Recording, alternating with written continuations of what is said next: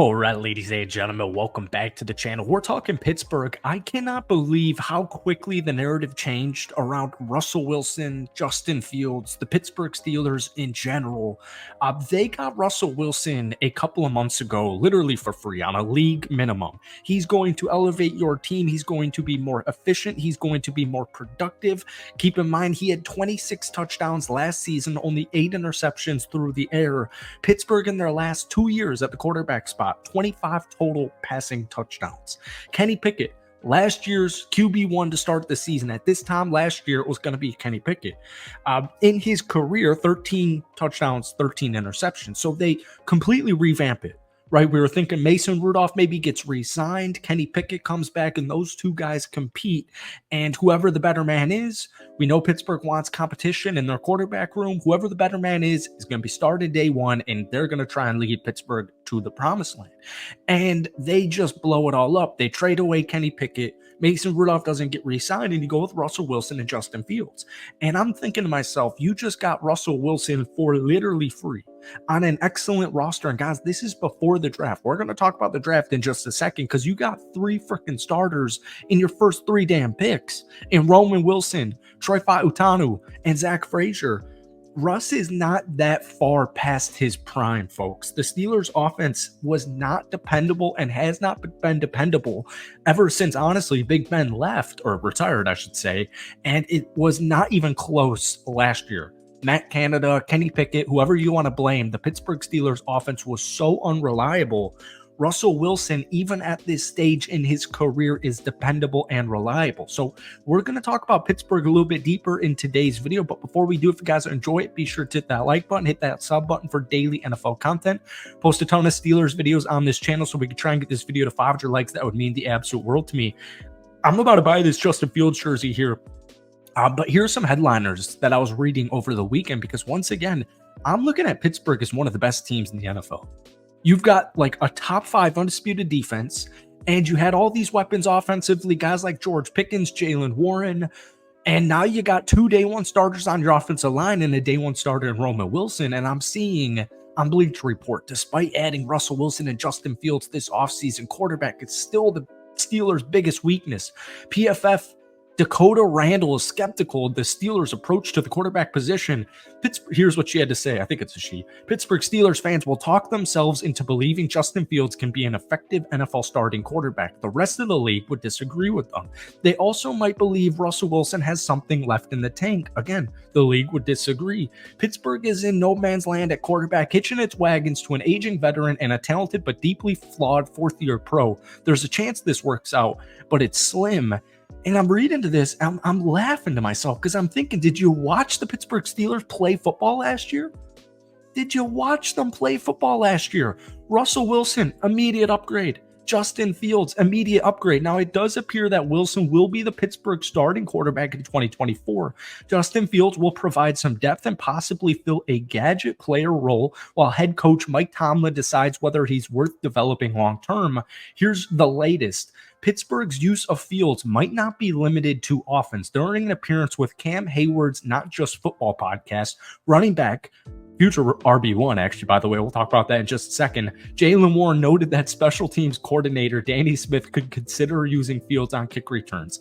Now, once again, Russell Wilson is coming off a 26 touchdown season with the Broncos, where he was also 3rd in the NFL on yards on passes that traveled at least 25 yards downfield. Fields, over the last 2 seasons, 45 total touchdowns. So it's like Pittsburgh, to me, last year especially, before Mason Rudolph came in for the final 4 games, there was no big play factor. They're like Deontay, George Pickens, these are talented wide receivers. And obviously DJ is no longer with Pittsburgh, but you still have George Pickens, and now you got Roman Wilson. There was never like a big play factor, even with their star-studded offensive names. It was so, whether it was Matt Canada's scheme, whether it was Kenny Pickett, what he can't do, what he can do, it was such a predictable offense. So predictable. And their defense, their top 5 undisputed defense, led them to a 10-7 record. And even the fact that their offense, 28th in the league, 27th in passing, the fact that they still even won 10 games is super impressive on their roster. Folks, you look at this offensive line, it's completely revamped. Zach Frazier at center, Troy at left tackle, Isaac Siamalu, James Daniels, Broderick Jones. You have a reliable offensive line now. What that's going to trickle down into immediately is the running back room. Najee Harris, they did not pick up his fifth-year option. That's rightfully so. Jaylen Warren, undrafted, statistically has outperformed Najee Harris in pretty much every single category. And we've been begging and pleading for Jaylen Warren to get more touches, to get more snaps, whether it's receiving, whether it's rushing, or just being on the field. Jaylen Warren's a freaking dog. And you still have Najee Harris. So those two guys themselves, with the offensive line winning in the trenches, they're going to help out Russell Wilson. They're going to help out your wide receivers. They're going to help out big-time plays, which is George Pickens' bread and butter. So offensively, I have zero concerns with this team. Now, I would mention a concern still is wide receiver 2. I like that Van Jefferson is coming from Atlanta with new offensive coordinator Arthur Smith, but I just read an article about Hunter Renfrow. He's still available. He is a couple of seasons removed from his 2021 Pro Bowl campaign. Injuries, lack of playing time with Josh McDaniel's system. He's only 28 years old. He's only got a little bit under 500, 600 receiving yards in the last 2 seasons. But in 2021, he did have 103 catches and over 1,000 yards. So it is just something to look into. I would feel more comfortable. I know they're still trying to trade for a wide receiver 2. I don't know who wide receiver 2 is going to be. But if they can get a guy, not saying I feel all that great, all that comfortable with Hunter Renfrow, but if they trade for a wide receiver 2, folks, this Pittsburgh Steelers offense, it's going to be efficient, it's going to be effective, it's going to be reliable, it's going to be dependable, and they're going to make some big time plays even without a wide receiver 2. So, to me, I feel way more comfortable, way more confident with the Pittsburgh Steelers roster on paper right now, especially with Arthur Smith and the quarterback spot, than I did at this time last season. It's completely more efficient, which is what Pittsburgh has been looking for in the last 2 seasons with KP under center. Now, one last thing to touch on here, cornerback room. All right, you got Joey Porter Jr., all right, and you picked up Dante Jackson, but Dante Jackson last year with the Panthers did give up 107.7 passer rating. Now, Porter Jr., legitimate building block, but the rest of the cornerback group, a little bit young, a little bit inexperienced. They could reunite with Patrick Peterson, who was there last year. They could reunite with Cam Sutton. Not really sure what Cam Sutton's deal is legally at this point in time. But one guy to look into, 4-time Pro Bowler Xavier Howard remains available. I think he'd be a good fit for the Pittsburgh Steelers. He dealt with a foot injury in 2023 and was released this summer in a cap-saving move, and he's now been fully cleared for football activities earlier this month.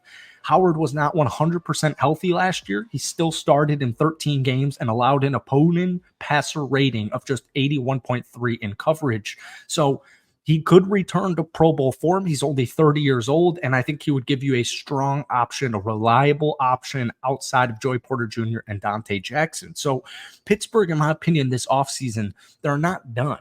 But when you just glance over this defense, here are their starters: Larry Ogunjobi, Cam Hayward, TJ Watt, Patrick Queen, Landon Roberts, Alex Highsmith, Joey Porter Jr., Deshaun Elliott, Minkah Fitzpatrick. They're loaded defensively. I'm feeling so good about their offense. I'm feeling so good about their team in general. They just hit it out of the ballpark with their draft, A+ draft, and now you got a reliable QB in Russell Wilson.